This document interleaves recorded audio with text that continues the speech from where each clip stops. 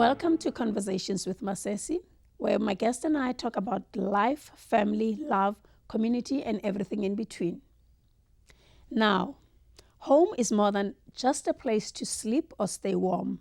Home is where your memories live. It is where you are always welcome, the place you care for those you love.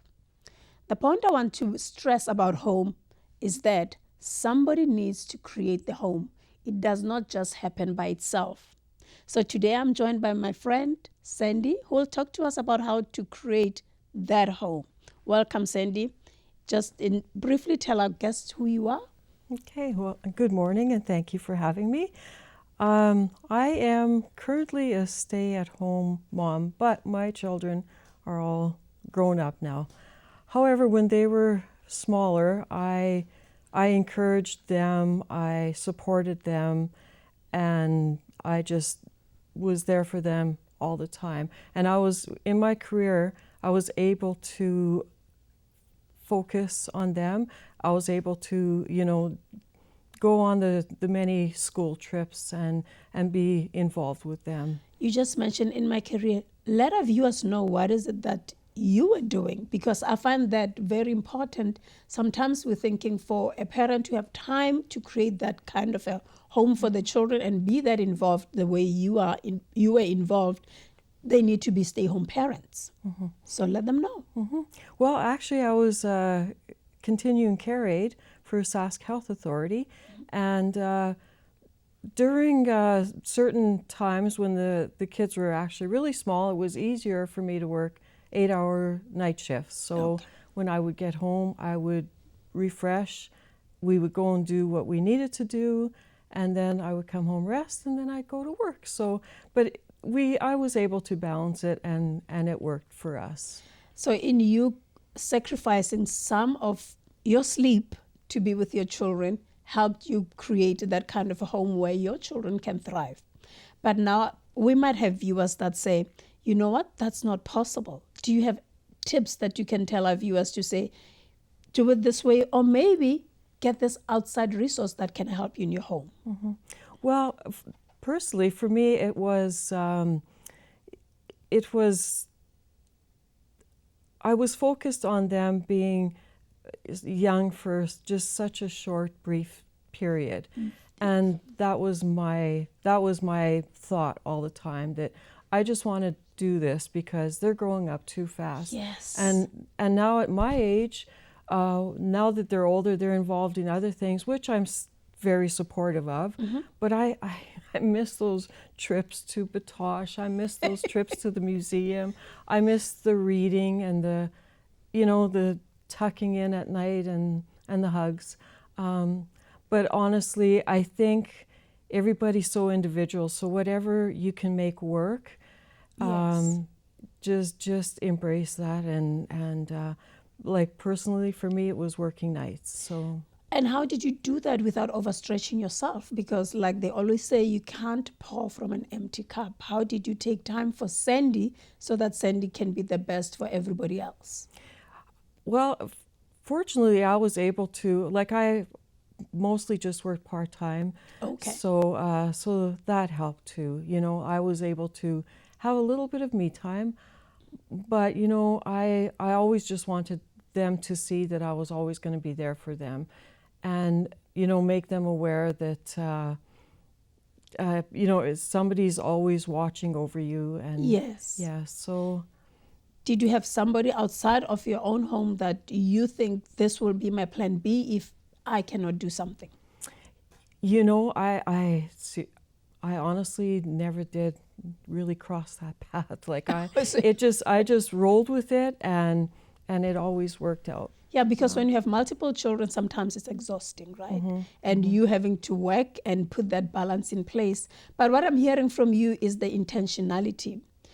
Parents out there with small children, they don't stay small for long.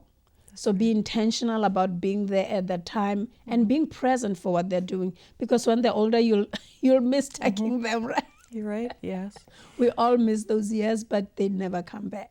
No, they don't. And it's funny because now we're, like my oldest daughter, at a time she was going to the YW daycare when she was like 2 and 3 years old. And quite often her and I would take the bus home in the evenings. I'd pick her up after work and we'd take, anyway, she would sing Baby Beluga for all the people on the bus. And you know, just the other day she texted me a video of Raffi singing Baby. So they hang on to these little memories. And Oh, so your home was a place where memories were created and captured. absolutely. It was such a warm place where everybody knew that this is where we can thrive and be who we are. I like that. And being intentional about that takes so much. It takes resources, it takes your time, but the sacrifice as well. And it's worth it at the end. It really is, because I am a very proud mom. You know, my oldest daughter. We are is, also proud. Yes, yeah, she's doing really well, and it's hard to believe that she's 30 something. But you know, they did grow up to be very beautiful, caring people. When you're raising children, you're making an investment and you don't know what's the return of that investment. Where you at some point not feeling, I'm putting so much into this, what if they turn another way that I don't want them to turn? Did you have that cross your mind? Honestly, I didn't, because I was very confident that Yes. you know, as long as they knew that I was there for them, supporting them, they would be there for me.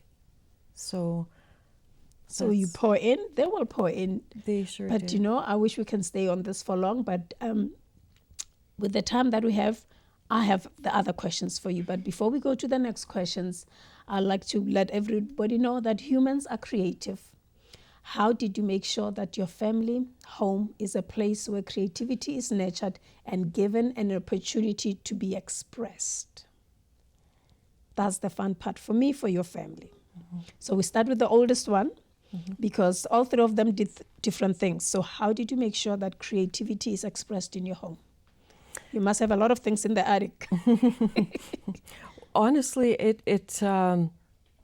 I just let them know whatever they wanted to try, whatever they want to do. I would support them, but they needed to give their all.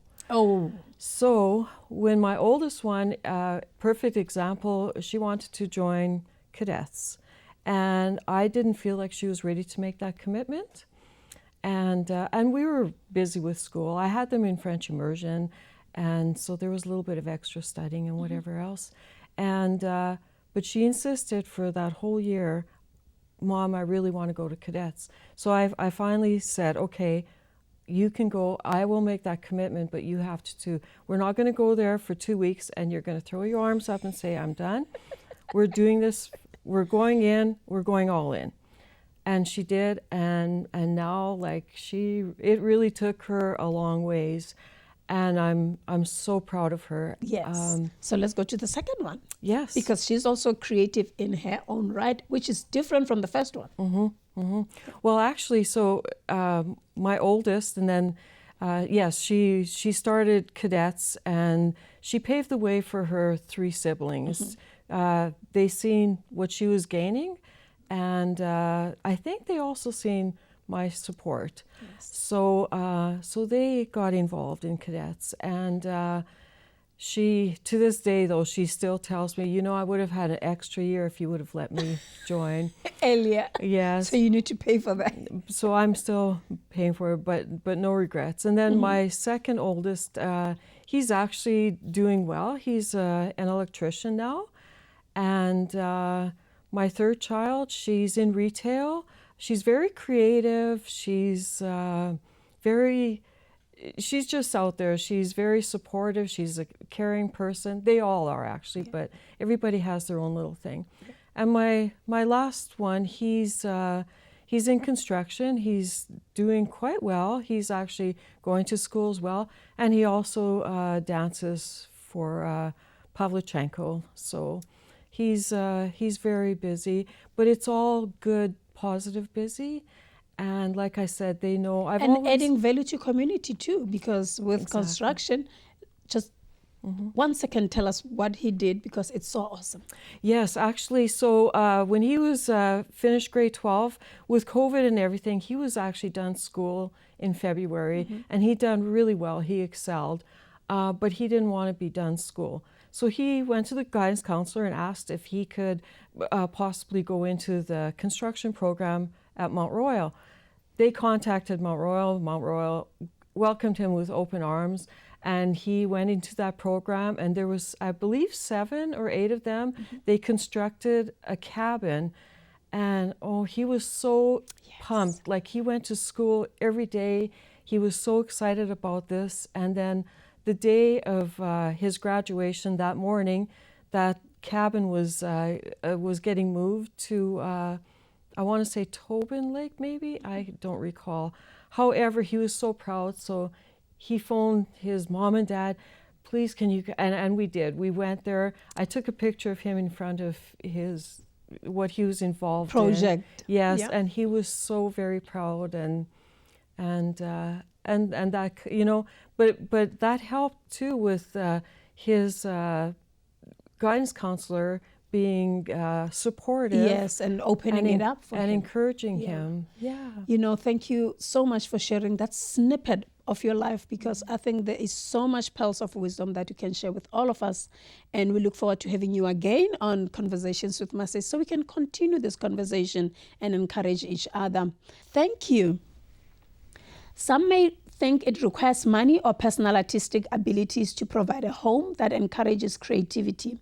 Of course, this can be helpful, but what is needed most of all is the permission to allow the creative impulse to be born and expressed freely, without all the soul-killing reason why something will not work or why an idea is impractical.